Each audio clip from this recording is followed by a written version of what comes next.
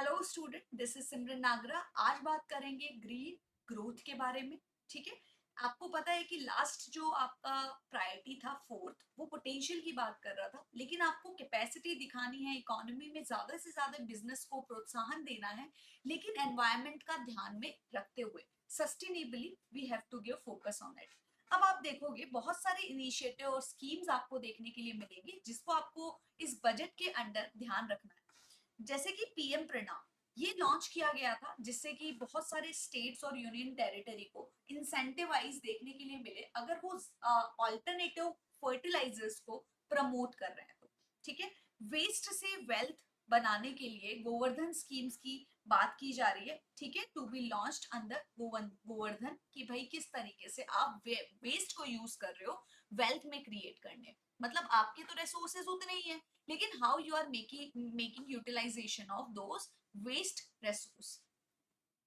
Next आपको green credit programme, कि अगर आप किसी भी तरीके से एनवायरमेंटल पॉइंट ऑफ व्यू से कंट्रीब्यूशन कर रहे हो इकोनॉमी में, तो you would be given credit.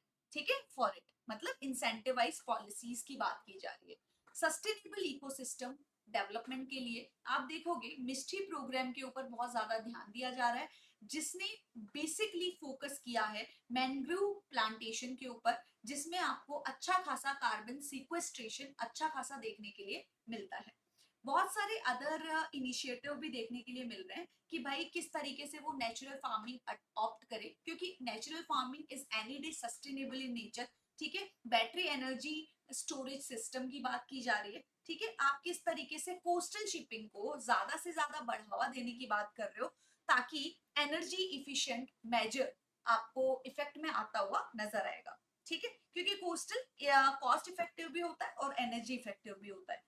अब आप देखोगे कि ग्रीन हाइड्रोजन को ज्यादा से ज्यादा प्रमोट किया जा रहा है। एक आउटले भी डिसाइड कर दिया गया है। कई बार ये आउटले पूछ लिया जाता है कि कितना अलोकेशन हुआ है।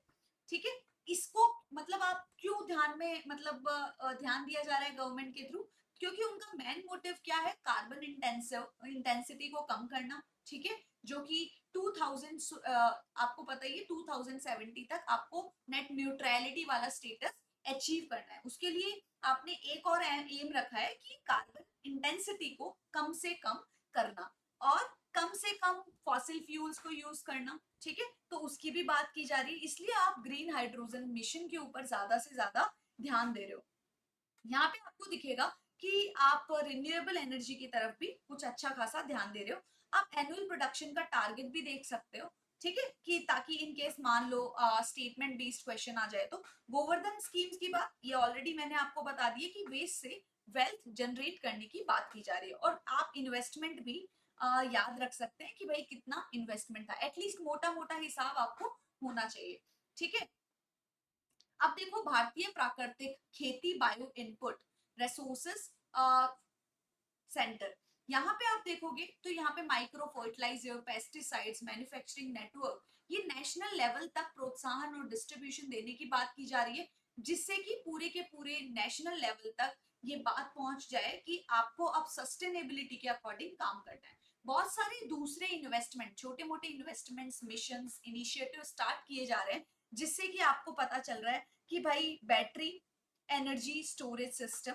ठीक है, आप देखोगे कि टुवर्ड्स एनर्जी ट्रांजिशन आप किस तरीके से मूव कर रहे हो।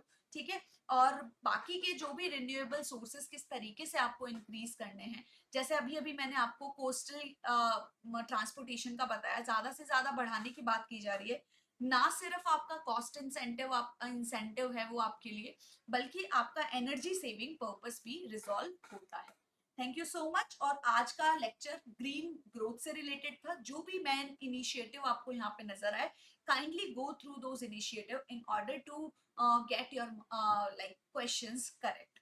और मेरा जो रेगुलर लेक्चर होता है वो 7:30 होता है मंडे टू फ्राइडे, और मंडे, वेंसडे एंड फ्राइडे 8:30 होता है। Thank you so much. Have a great day to all of you. Do not forget to join this Telegram channel and subscribe the channel, UGC channel by Testbook. Thank you so much.